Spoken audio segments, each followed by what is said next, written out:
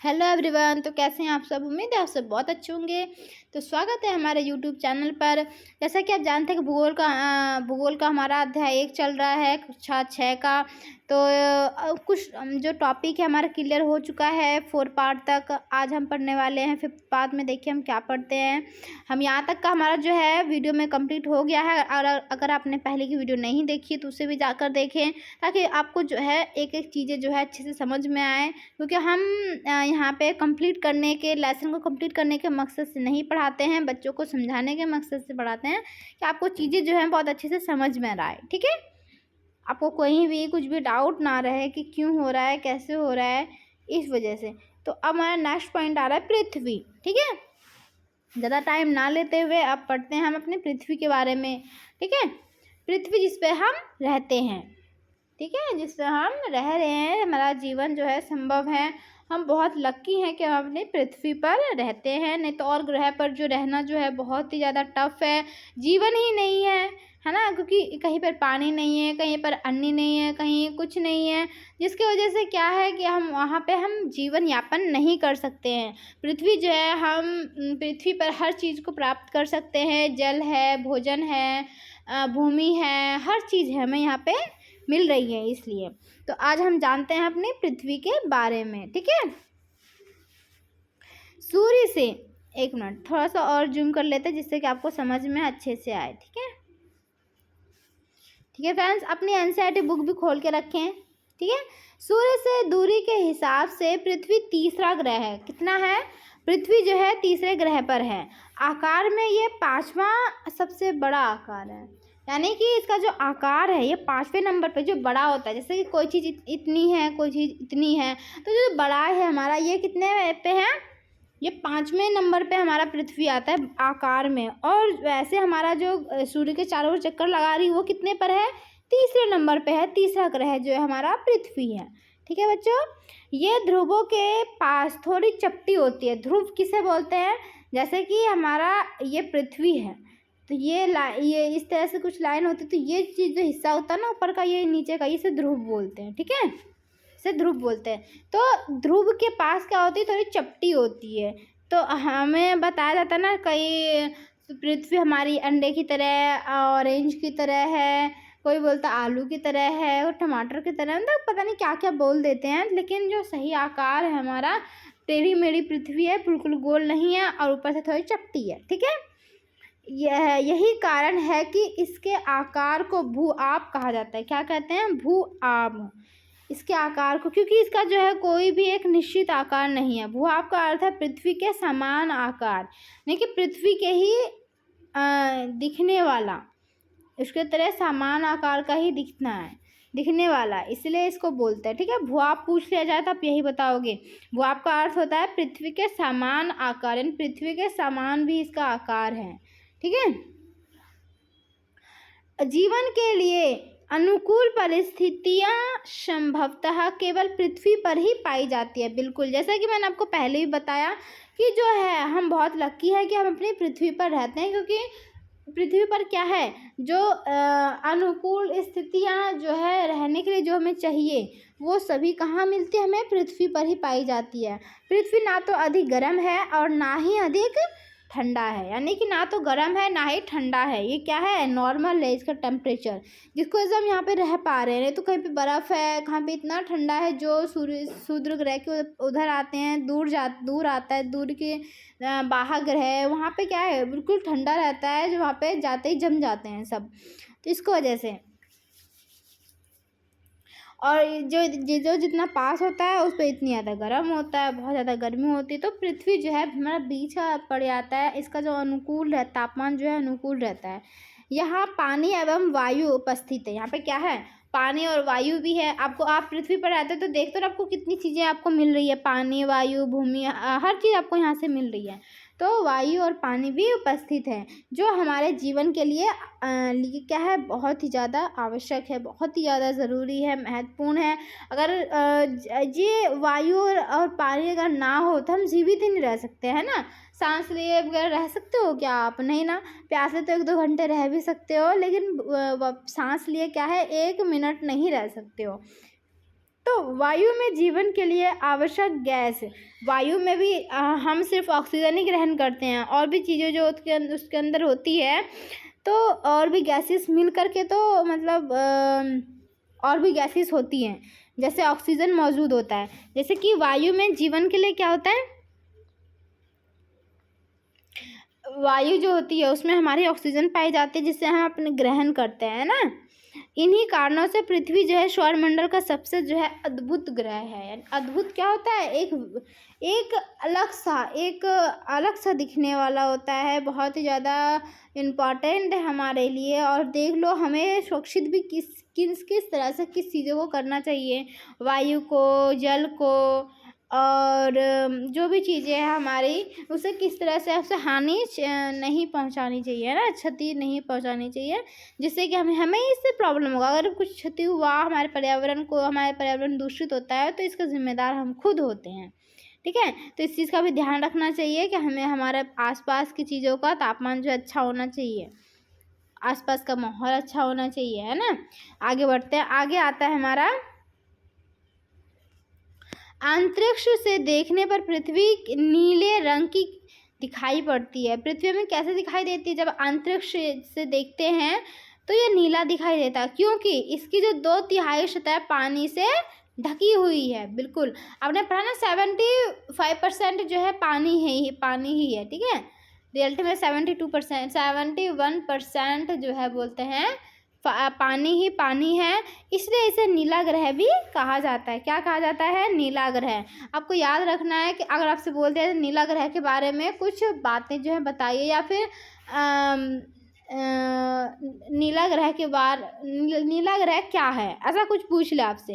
ठीक है, तो नीला ग्रह किसे कहा जाता है, हमारे पृथ्वी को कहा जाता है। तो पृथ्वी के बारे में आपको लिखना है, जैसे हम लोग पहले आपको पढ़ा चुकी हूँ कि पृथ्वी क्या है, कैसी है, उसमें क्या क्या चीज़ें हैं। ठीक है, तो इस तरह से हम पृथ्वी पर जो 71% जो है पानी है, जिसकी वजह से ये नीला दिखाई देता है। आगे बढ़ते हैं। नेक्स्ट आ रहा है हमारा चंद्रमा। उससे पहले हम इसे देख लेते हैं। क्या आप जानते हैं, ये भी पढ़ना जो है बहुत ज़्यादा इम्पॉर्टेंट है, क्योंकि ये भी हमें बहुत अच्छी नॉलेज दे जाती है। छोटी छोटी सी बातें हैं ये। ठीक है, प्रकाश की गति लगभग कितनी होती है, अरे बाप रे, इतना सारा होता है कि हमें समझ में भी नहीं आ रहा है ना। इकाई, दाही, सैकड़ा, हजार, 10,000, यानी कि 3 लाख किलोमीटर प्रति सेकंड है।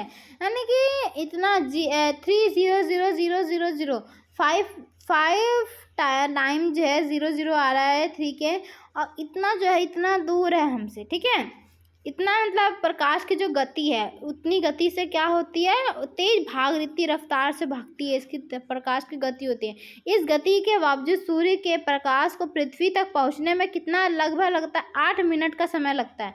इतना टाइम है, मतलब सोचो कितना दूर है, सूरज से पृथ्वी कितना दूर है कि इतनी रफ्तार से चलती है।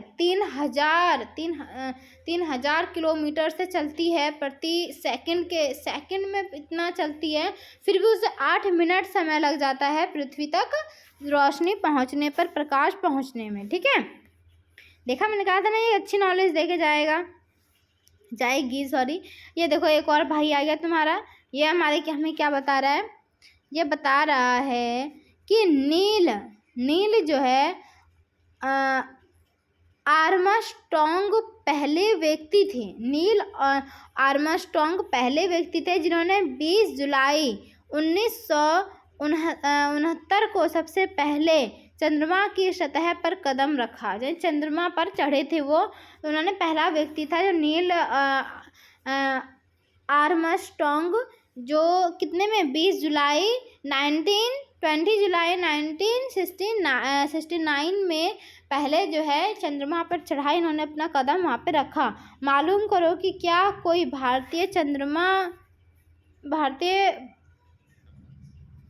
पर गया है, आप पता करना, क्या कोई गया है चंद्रमा पर, नहीं गया है ना, कोई नहीं गया है।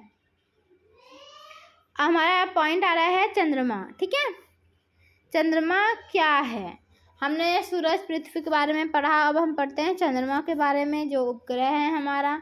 ठीक है। हमारे पृथ्वी के पास लगभग एक उपग्रह है, वो है हमारी चंद्रमा। एक ग्रह है, वो है चंद्रमा। इसका व्यास जो है, पृथ्वी का व्यास यानी कि ये चीज़ जो है इसका, ये कितना है? पृथ्वी के व्यास का केवल 1/4, यानी कि पृथ्वी का जितना व्यास है ना, उसका 1/4 है। 1/4 बोलते हैं इसको। जैसे कि 1 2 3 4 4 हुआ ना, तो ये 1/4 हुआ। 1/4 के बराबर इसमें कितना व्यास है इसका? कितना है? इतना सही है। तो इतना व्यास है चंद्रमा का। ठीक है। ये इतना बड़ा इसलिए प्रतीत होता है क्योंकि ये हमारे ग्रह से अन्य खगोलीय पिंडों की अपेक्षा नज़दीक है। ये क्या है? हमें इतना बड़ा सा हमें इसलिए दिखाई देता है क्योंकि ये क्या है? खगोलीय पिंडों, जितना भी हमारा खगोलीय पिंड है उससे ये थोड़ा जो है नज़दीक है। ठीक है। नज़दीक होने के कारण हमें क्या हो रहा है? हमें जो है पास दिखाई देते हैं। ये हमसे लगभग 3,84,400 किलोमीटर है। अब आप पृथ्वी से सूर्य एवं चंद्रमा की दूरी की तुलना कर सकते हैं। ये हमसे कितना दूरी पर है? 3 करोड़ नहीं है, सॉरी, इकाई दाई सकरा हजार 10,000 लाख 3,84,400 किलोमीटर दूर है। कितना है? 3,84,400 किलोमीटर ये दूर है। तो आप अंदाज लगा सकते हैं पृथ्वी से कितना दूर है। पृथ्वी, सूर्य एवं चंद्रमा की दूरी की तुलना कर सकते हैं, है ना? बहुत दूर है ये हमसे। अब इसे भी पढ़ लेते हैं। उपग्रह। उपग्रह किसको कहते हैं? उपग्रह एक खगोलीय पिंड है जो ग्रहों के चारों ओर उसी प्रकार चक्कर लगाता है जिस प्रकार ग्रह सूर्य के चारों ओर चक्कर लगाते हैं। कैसा लगाता है? जैसे सूर्य के चारों ओर हमारे ग्रह चक्कर लगाते हैं ना, इसी तरह उपग्रह जो होते हैं हमारे पृथ्वी के या उसके एक मिनट,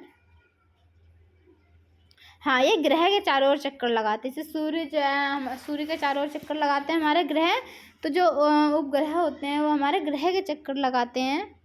मानव निर्मित उपग्रह। उपग्रह जो है, उपग्रह बोलते हैं जो अलग से भी बनाए हुए हैं। उपग्रह मानव के द्वारा भी बनाया गया है। जैसे कि हमारा भेजते हैं ना जो कैमरा है, सनलाइट है, और ऊपर की चीज़ों को हम कैसे जान पाए? उसकी वजह से ना कैमरा जाके हमारे वहाँ पे पृथ्वी के ऊपर जो रखवाया गया है, जिसकी वजह से हम क्या कर पा रहे हैं? पृथ्वी के बारे में अध्ययन कर पाते हैं। ठीक है। तो ये जो है मानव निर्मित उपग्रह है, उसे बोलते हैं जो मानव के द्वारा बनाए होते हैं। एक कृत्रिम पिंड है। ये क्या है? एक कृत्रिम पिंड है। यह वैज्ञानिकों के द्वारा बनाया गया है, जिसका उपयोग जो है ब्रह्मांड के बारे में जानकारी प्राप्त करने एवं पृथ्वी पर संचार माध्यम के लिए किया जाता है। यानी कि ये वैज्ञानिक जो होते हैं उसके द्वारा बनाया गया है। इसका उपयोग कहाँ करते हैं? ब्रह्मांड के बारे में जानकारी प्राप्त करने के लिए करते हैं। ठीक है। ये संचार माध्यम के लिए, जैसे कि हम किसी से कहीं बात कर पाते तो क्यों बात कर पाते हैं? इसके द्वारा ही बात कर पाते हैं। इसे क्या कहते हैं? इसे रॉकेट के द्वारा वहाँ पे अंतरिक्ष में भेजा जाता है एवं पृथ्वी की कक्षा में स्थापित कर दिया जाता है। अंतरिक्ष में उपस्थित कुछ भारतीय उपग्रह इनसैट, IRS और एडुसेंट इत्यादि है। ठीक है।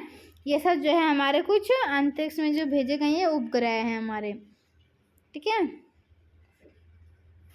ये देखो कैसे कर रहे हैं। ये रॉकेट का प्रेक्षण किया गया है यहाँ पे। उसके बाद रॉकेट का यहाँ पे क्या है? रॉकेट का पृथ्वी पर जब गिरता है और उपग्रह का कक्षा में प्रवेश, जब उपग्रह आ जाता है और कक्षा में प्रवेश करता है तो ये इतना सा करता है, धीरे धीरे खुल कर नीचे चला जाता है। ठीक है। अब जो है हम आगे की जो पॉइंट है हम नेक्स्ट वीडियो में पढ़ेंगे। इसमें हमने इतना ही पढ़ना था, हम पढ़ चुके हैं। मिलते हैं अब नेक्स्ट पार्ट में। ठीक है। उम्मीद करते हैं आपको अच्छे से समझ में आया होगा, और जो चीज़ आपको समझ में नहीं आता है तो हमें जो है कमेंट करके बता सकते हो। ठीक है फ्रेंड्स। थोड़ा सा और देख लेते हैं फ्रेंड्स। ये जो है हमारा चंद्रमा का ही, इसके बारे में, चंद्रमा के बारे में ही बताया गया है। इसके बारे में पढ़ लेते हैं, फिर हम नेक्स्ट जो है अलग अलग से पार्ट में उसे पढ़ेंगे। थोड़ी देर और वेट कर लो आप सब, ठीक है। चंद्रमा पृथ्वी का एक चक्कर लगभग 27 दिन में पूरा करता है। कितना दिन में? चंद्रमा जो है पृथ्वी का एक चक्कर लगभग 27 दिन में पूरा करता है। लगभग इतने ही समय में यह अपने अक्ष पर एक चक्कर भी पूरा करता है। अपने अक्ष पर कितना? एक चक्कर भी पूरा करता है, यानी 27 दिन में यह पूरा करता है। पृथ्वी का एक चक्कर लगाकर पूरा कर लेता है और अब इतने ही समय में अपने अक्ष पे भी चक्कर लगा लेता है, ठीक है। यानी कि हर ग्रह जो है किसी ग्रह का या सूर्य का चक्कर लगा रहा है और एक जो है अपनी स्थिति पर भी घूम रहा है, ठीक है। अपने जहाँ पे स्थित है वो वहाँ पे भी घूम रहा है, तो दोनों जो परिक्रमा है वो साथ में ही कर लेता है। इसके परिणाम स्वरूप पृथ्वी से हमें चंद्रमा का केवल एक ही भाग दिखाई पड़ता है। हम जब चंद्रमा को देखते हैं ना, हम एक ही जो है भाग है हम देख पाते हैं, उसका पिछला भाग नहीं देख पाते हैं, ठीक है। चंद्रमा की परिस्थितियाँ जीवन के लिए अनुकूल नहीं हैं, ठीक है। अगर सोचोगे कि चंद्रमा पे जाके हम रह लेंगे तो हम उस पर रह नहीं सकते। वहाँ की जो परिस्थितियाँ हैं वो अनुकूल नहीं है, वहाँ पे मानव के रहने लायक नहीं है, जीवन यापन करने के लिए नहीं है। इसकी सतह पर पर्वत, मैदान एवं गड्ढे हैं। क्या है? पर्वत बने हैं, मैदान है और गड्ढे हैं, ऐसे ही मतलब कुछ भी नहीं मिलता वहाँ पे, बस यही चीज़ें हैं जो चंद्रमा की सतह पर छाया बनाते हैं। ये क्या करते हैं? चंद्रमा की सतह पर छाया बना देते हैं। इतने बड़े बड़े माउंटेन होते हैं वो कि एक परछाई जैसा बना देते हैं, ठीक है। पूर्णिमा के दिन चंद्रमा पर इनकी छाया को देखा जा सकता है। जो आप पूर्णिमा बोलते हो ना, सब बोलते हैं घर के अंदर छुप जाओ, तो ऐसा कुछ नहीं होता है। पूर्णिमा के दिन हमें क्या है, वो छाया जो है हमें दिखाई देता है, इसलिए जो है उसे हम पूर्णिमा का दिन कहते हैं। उस दिन चाँद जो है पूरा गोल हमें गोल हो जाता है, तो उसकी छाया हमें पीछे से दिखाई देती है, तो वही हमारा क्या है? पूर्णिमा हम उसको कहते हैं। शुद्ध ग्रह, ये हम नेक्स्ट पार्ट में पढ़ेंगे फ्रेंड्स, ठीक है। इसे भी देख लो, ये बहुत ज़रूरी है ना, छोटा सा दिया हुआ है।